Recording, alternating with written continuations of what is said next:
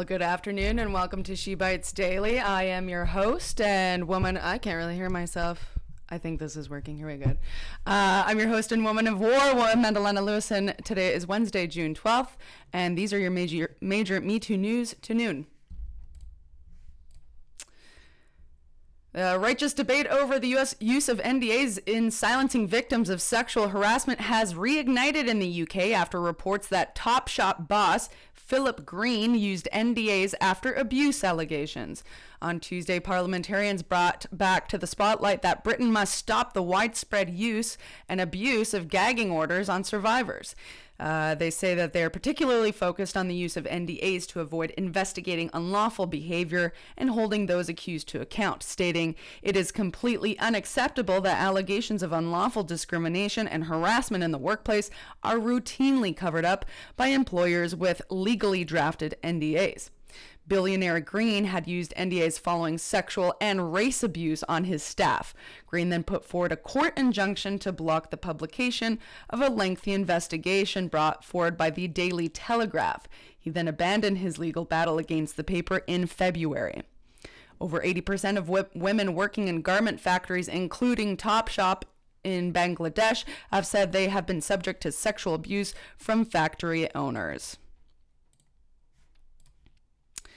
Mcdonalds is being called out by U.S. Democratic candidates running for the 2020 presidential election for its obvious mishandling of sexual harassment.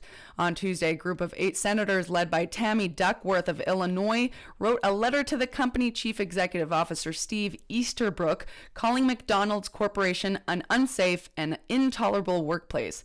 The group who wrote the letter includes contestants Bernie Sanders of Vermont, Elizabeth Warren of Massachusetts, Kamala Harris of California, and Amy Klobuchar of Minnesota.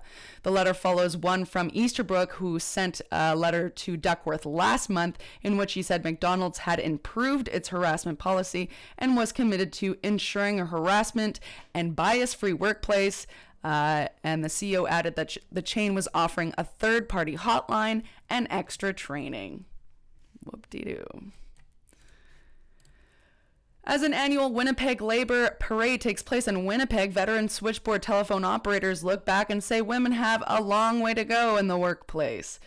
100 years after the 1919 Winnipeg General Strike to call for equality, Unifor's campaign coordinator Charlene Matheson says the march was powerful and that she thinks it keeps women going and fighting for our rights, stating that it keeps us within the labor movement.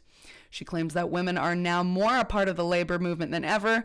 Of course, we're cheap and easier to hire and fire. That's my own 2 cents. She states, now that we're branching off into different kinds of trades and stuff, I think that all started by women being involved way back in 1919 and set the stage for it. It is currently 27 degrees downtown Victoria, partly cloudy with lows of 13 degrees today, and a revolution on the horizon. These have been your major Me Too news to noon. Please stay tuned for today's commentary about labor unions and going soft as fuck.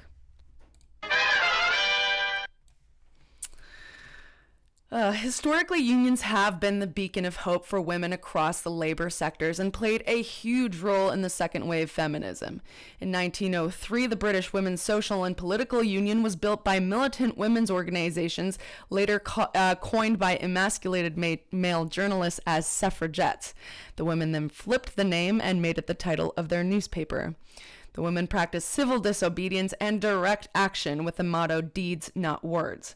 In 1918, women over the age of 30 who had property were allowed to vote. Then finally, after over 2 decades of fighting, in 1928, women over the age of 21 could vote. In 1919, women from Winnipeg went on strike for 6 weeks from May 15th to June 26th. Over 30,000 women and men strikers brought Winnipeg's economy to a standstill in order to gain social equality, better wages, housing, and better health. Though not much was covered on the inequality of women specifically. Winnipeg, being Canada's third largest city. In the short term, the strike ended in arrests and bloodshed, and in the long term, laws were adopted like 5-day work weeks and a 6-hour work day. In 1975, Icelandic women went on strike to end the gender pay gap between men and women. It was publicized domestically as Women's Day Off, or Kvenna Frida Kurin. Participants led by women did not go on to their paid jobs or do housework or child rearing for the whole day. 90% of Iceland's female population participated. Iceland's parliament passed a law guaranteeing equal pay the following day. I have historically been a pro-union woman, having huge respect for previous women who were brave enough to force change with solidarity, but the unions now are not what they were. I have seen with my own eyes union members belittling and re-victimizing survivors of workplace sexual assault. I know union members who have coaxed survivors into signing non-disclosure agreements. Please do watch yesterday's commentary about the rampant use of these gag orders. I know union members who have questioned and disbelieved survivors, asking them what they wore, how much they drank, what they would have done differently, and if they want to keep their job, they must stay silent and sign an NDA.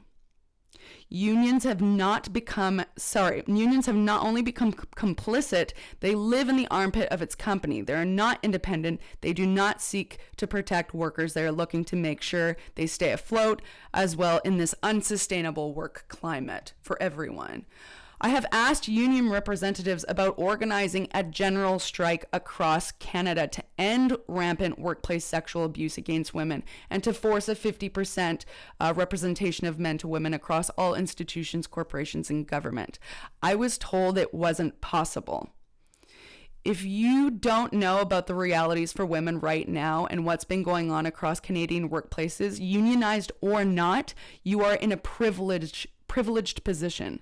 I have spoken to over 100 women in the last few years about these very problems, and I've stood up with them against their employers and their unions for forcing arbitration meetings between their perpetrators, brutally re-victimizing them when they come forward, and forcing survivors to be silent in order to keep their jobs. Canada has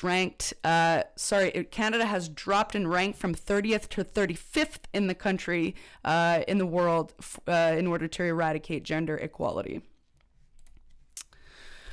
Well, these have been your She Bites Daily News and Healthy Commentary for Wednesday, June 12th.